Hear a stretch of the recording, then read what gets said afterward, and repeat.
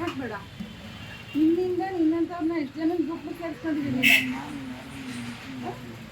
ನಿನ್ನ ನೀವು ಕರ್ಕೊಂಡೋಗ್ತಾ ಏನು ಇವತ್ತು ಕೋಲಾರ ಜಿಲ್ಲೆಯಾದಂಥ ಡ್ರಗ್ಸ್ ಕಂಟ್ರೋಲ್ ಮಾತ್ರೆಗಳ ನಿಯಂತ್ರಣ ಔಷಧಿ ನಿಯಂತ್ರಣ ಅಧಿಕಾರಿಯಾದಂಥ ಶ್ಯಾಮ್ಲಾ ಅವರು ಇವತ್ತು ಈ ಅಮ್ಮ ಬಂದ ಮೇಲೆ ಡ್ರಗ್ ಕಂಟ್ರೋಲು ಬಾಡವರು ಪಾಪ ಹಿಂದುಳಿದ ವರ್ಗ, ದಲಿತರು, ಅಲ್ಪಸಂಖ್ಯಾತರು ತಿನ್ನಬೇಕಾದ ಔಷಧಿಗಳ ಮೇಲೆ ರೇಸ್ ಮಾಡಿಸ್ಕೊಂಡು ಈ ಅಮ್ಮ ಕಮಿಷನ್ ತಗೊಳ್ಳೋದು. ಆ ಅಮ್ಮಂದು ಎಷ್ಟಿದೆ ಅಂದರೆ ಸರ್, ನಾನು ಕೂಡ 2-3 ಸರಿ 24ರಲ್ಲಿ ನಾನು ಹೋಗಿ ಆ ಅಮ್ಮನ್ನ ಪ್ರಶ್ನೆ ಮಾಡಿದ್ದೀನಿ. ಒಂದು ನರ್ಸಿಂಗ್ ರೂಮ್ನಲ್ಲಿ ಈ ಥರ ನಡೀತಾ ಇದೆ, ನೀನು ಏನು ಕಂಟ್ರೋಲ್ ತಗೊಂತೀವಮ್ಮ ಅಂದರೆ, ನೀವ್ಯಾರು ಕೇಳೋಕ್ಕೆ? ನೀವ್ಯಾಕೆ ಕೇಳ್ತೀರಿ? ಉಡಾಪೆ ಉತ್ತರ ಕೊಡೋದು. ಇವತ್ತು ಕರ್ನಾಟಕ ದಲಿತ ಸೇನೆ ವತಿಯಿಂದ ಇವತ್ತು ಹೃದಯ ರೋಗ ಮತ್ತು ಹೃದಯ ಶಸ್ತ್ರಚಿಕಿತ್ಸೆ, ವ್ಯಾಸ್ಕುಲರ್ ಶಸ್ತ್ರಚಿಕಿತ್ಸೆ, ಸಮಗ್ರ ಹೃದಯ ಆರೈಕೆ ಸೇವೆಗಳಿಗಾಗಿ ನಿಮ್ಮ ವಿಶ್ವಾಸಾರ್ಹ RL Jalappa Narayana heart centre, STUMC campus, Tamaka, Kolar.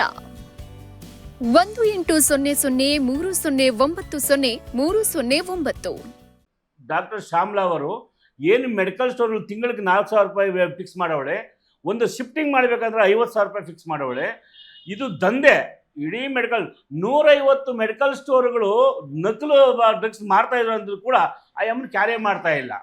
ಎಷ್ಟು ನೋವಾಗ್ತಾ ಅಂದರೆ, ದಲಿತರು ಮೆಡಿಸಿನ್ ಯೂಸ್ ಮಾಡೋಂಥವು ಸರ್, ದಲಿತರು ಭಾಳ ಹಿಂದುಳಿದ ವರ್ಗ ಮಾಡ್ತಾ ಇರೋದು, ಅಲ್ಪಸಂಖ್ಯಾತರು ಮಾಡ್ತಾ ಇರೋದು.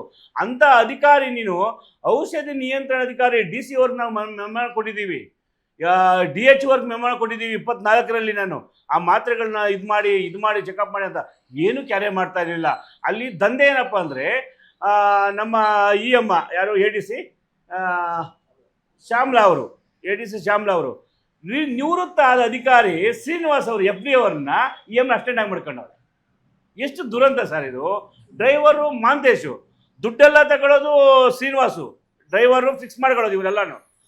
ಎಲ್ಲ ಹೋದ್ಗ ನೋಡ್ರ, ಈ 35,000 ರೂಪಾಯಿ ಈ ಅಮ್ಮನಿಗಂತೆ, ಶ್ಯಾಮ್ಲಾ ಅವ್ರಿಗಂತೆ, 5,000 ರೂಪಾಯಿ ಡ್ರೈವರ್ಗೆ, 5,000 ರೂಪಾಯಿ ಶ್ರೀನಿವಾಸ್ಗೆ. ಯಾರಪ್ಪನ ಮಧ್ಯೆ ಸತ್ತು ಸರ್ ಇದು? ಮೆಡಿಕಲ್ ಮಾಫಿಯಾ ಸರ್ ಇದು. ಈ ಜಿಲ್ಲೆಯಲ್ಲಿ ನೋಡ್ರ, ಬೇಕಾದ್ರೆ ಆ ಇಲಾಖೆ ಎಲ್ಲೋ ಗೂಡಲ್ಲಿ ಹಾಕಿದ್ದಾರೆ. ಅದು ಯಾರಿಗೂ ಜನಸಾಮಾನ್ಯಕ್ಕೆ ಗೊತ್ತೇ ಇಲ್ಲ ಆ ಇಲಾಖೆ ಎಲ್ಲಿದೆ ಅಂತ. ಔಷಧಿ ನಿಯಂತ್ರಣ ಆಫೀಸ್ ಇಲ್ಲಿದೆ ಅಂತ ಗೊತ್ತೇ ಇಲ್ಲ ಯಾರಿಗೂ ಅಂತ ಕಡೆಯವ್ರೆ. ನಾನು ಜಿಲ್ಲಾಧಿಕಾರಿಗಳಲ್ಲಿ ಒಂದು ಮನವಿ ಮಾಡ್ಕೊಳ್ತೀನಿ, ಆ ಇಲಾಖೆನ DC ಆಫೀಸ್ಗೋ DHO ಆಫೀಸ್ಗೋ ಶಿಫ್ಟ್ ಮಾಡಬೇಕು.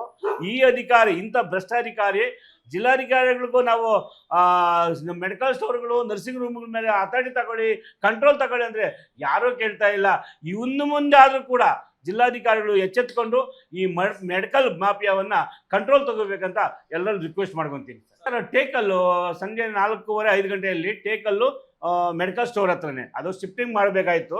ಇವರು ಯಾರವರು ಕೃಷ್ಣಯ್ಯ ಅಂತ, ಅವ್ರ ಮೆಡಿಕಲ್ ಸ್ಟೋರ್ನ ಈ ಕಡೆ ಶಿಫ್ಟ್ ಮಾಡ್ಕೊಡ್ಬೇಕಾಯ್ತು. ಪಾಪ ಅವನ ಕಣ್ಣೀರು, ಆ ಕೃಷ್ಣಯ್ಯನ ಕಣ್ಣೀರು ಏನಪ್ಪ ಅಂದರೆ ಸರ್, 3 ತಿಂಗಳಲ್ಲಿ 2.5 ಲಕ್ಷ ಕೊಟ್ಟಿದ್ದಾನೆ ಸರ್ ಅಮ್ಮನಿಗೆ. 2.5 ಲಕ್ಷ. ನಿನ್ನೆ 10,000 ಕಮ್ಮಿ ಇದೆ, ಏನೋ ಅಡ್ಜಸ್ಟ್ ಮಾಡ್ಕೊಳ್ಳಿ ಮೇಡಮ್ನವ್ರೆ ಪ್ಲೀಸ್ ಅಂತ ಕೇಳಿದ್ರು. ಕಾಲಕ್ಕೆ ಬಿದ್ದು ಕೂಡ ಆ ಅಮ್ಮನ ಹಿಂಸಿಲ್ಲ ಹುಡುಗನ. ಪಾಪ ಅಷ್ಟು ಹಿಂಸೆ ಕೊಟ್ಟು ಇವತ್ತು 5:30 ಇದು ಮಾಡಿ ಅಲ್ಲಿಂದ ಸೇಲ್ಸ್ ಮಾಡ್ಕೊಂಬಂದು ಲೋಕಾಯುಕ್ತರು, ಆ ಲೋಕಾಯುಕ್ತರ ಇಲಾಖೆ ಇದೆಯಲ್ಲ ಸರ್, SP ಸಾಹೇಬ್ ಬಂದಿದ್ದಾರೆ, ತುಂಬ ಜೆಂಟ್ಲ್ಮೆನ್ ಇದ್ದಾರೆ, ಅವ್ರಿಗೆ ಅಭಿನಂದನೆಗಳು ಸರ್. 35,000